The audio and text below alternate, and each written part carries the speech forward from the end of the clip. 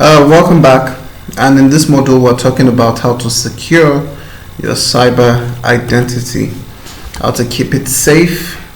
In this module we're going to be talking about a few things, one of which is identity theft. I'm very sure most of you must have heard about identity theft. What is it?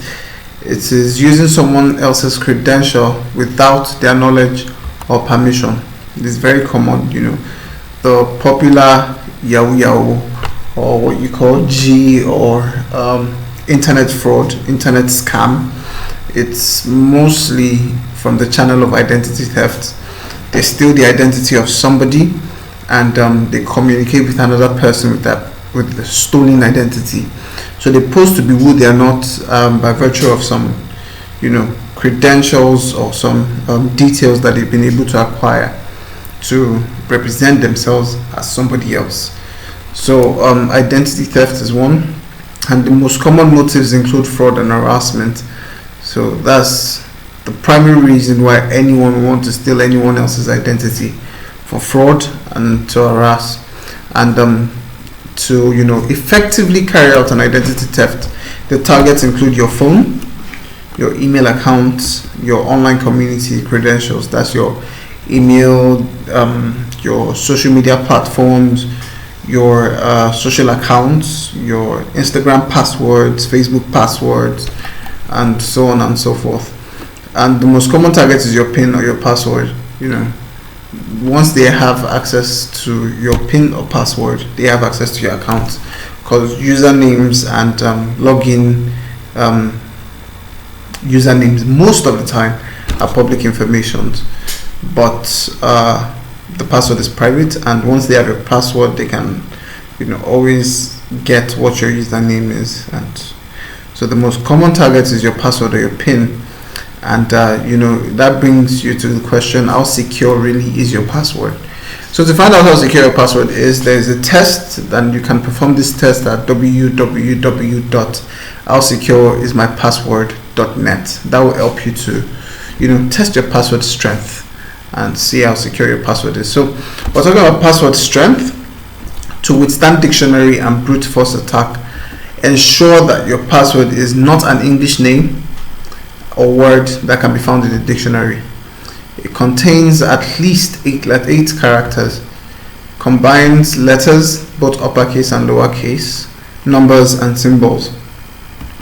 And the simple example of this is that when you want to set the password, you just don't set let's say your name is James Aduni. You will now set the password of J Aduni 2020, J Aduni 2021, A James 2021. No, you try to make sure it's something that is not entirely or not in any way related to you by your any other means of identification, by your name, your school, your family members, your date of birth. No. And try to make sure it's not an English word or a word that can be found in the dictionary. Let it be at least 8 characters. Let it have an uppercase letter, a lowercase letter, a number, and let's have a symbol. So a good password would be something like let's say, for me, Samuel Abati. You can set the password as Laziz with capital letter L, small letter A, capital letter Z, I, small letter, and Z, small letter 1882 hashtag. So that already on its own is a very complex password. Even I can barely remember after saying it. So you have to make sure it's something you remember. You memorize your passwords. Make sure it's something you remember, and that way your accounts are going to be very much protected from infiltration. So tips for secure password or PIN: avoid the following: character repetition, keyboard patterns. A lot of us have gotten so accustomed to, out of laziness, to set passwords as ASDFGHJK L based on the way it is on your keyboard, or QWERTY, QWERTY, or your phone, you see 2580 or 2369 Do you understand? So try to make sure it's not keyboard patterns. Make sure it's not a dictionary word, letter, or number sequence. Those are the ways to really ensure that you're not having common passwords or common patterns. So using same password across multiple user accounts or with your email address is a bad idea. So your Facebook password should be different from your Instagram password. That should be different from your Snapchat. That should be different from your Gmail. Your Gmail should be different from your Hotmail, your Outlook, your Yahoo Mail. Try to use different passwords across the multiple platforms, because if one is infiltrated, I use that same one for others are infiltrated as well. So don't use personal information associated with you. Don't use your date of birth, don't use your middle name, don't use your father's name, don't use your mother's name.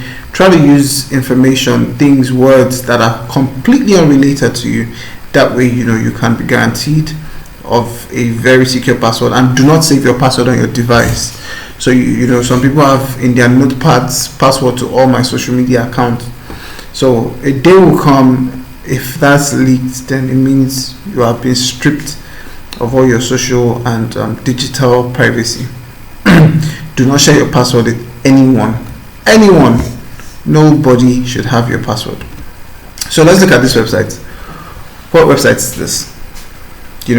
I want you to hold thought, look at it carefully.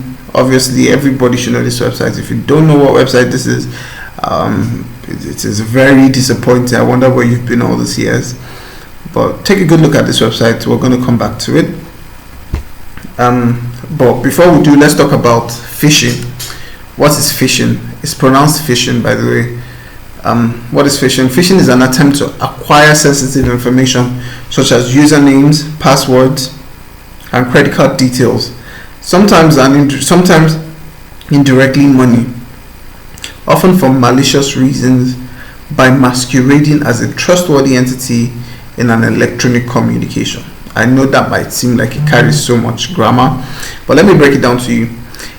Phishing is, the process or the attempt to acquire your details by faking to be something that they're not. So, in a situation whereby you see people that will call you and say, this is so from Guarantee Trust Bank. We noticed some activities on your account. Can you please confirm your BVN number? You're not supposed to give it to them. They are not authentic, but they are asking those questions, faking to be GT Bank staff, right? And you, out of ignorance, might trust their identity and thereby giving them those details, and they'll use those details for whatever harmful reason they needed it in the first place. So they masquerade as trustworthy entities, whereas they have very evil intentions. So that's what phishing is. Phishing is pretending to be somebody you're not to get something you should not have. So phishing email detection. So this phishing exists in emails, it exists in websites, it exists with phone calls, text messages, forums, and things, and all sorts. So be an email investigator. Do you know the sender of the mail? If no, take note. Check the salutation. Does the sender know you? Do they just say dear or dear sir, or do they actually mention your name? So take note of that as well. So if you receive an email and you have a link in the email, it is important that you move your mouse over that link that you're being directed to and see if the URL, that's the link that is attached to that particular highlighted link, see how unique it is. If it's unique, okay. If it's not, that should be a red flag for you. Does the email request for personal information? Red flag. Is there an attachment? Do not click. Don't download what you cannot guarantee. That way, we have different kinds of viruses. We have hardwares, we have malwares, so many. So we have spywares. So it's important that you're careful to not download just any document or any attachment you find in emails. When in doubt, when you're not sure how genuine or how authentic an email is, please do not hesitate to delete.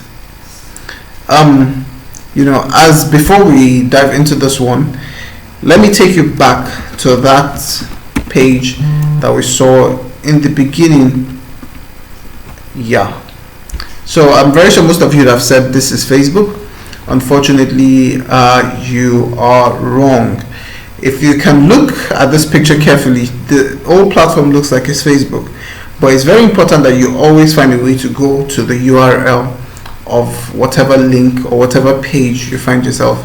This URL does not say Facebook. It says WYBR, Sing, whatever. But you need to understand that this is a phished website. This is a perfect example of website phishing.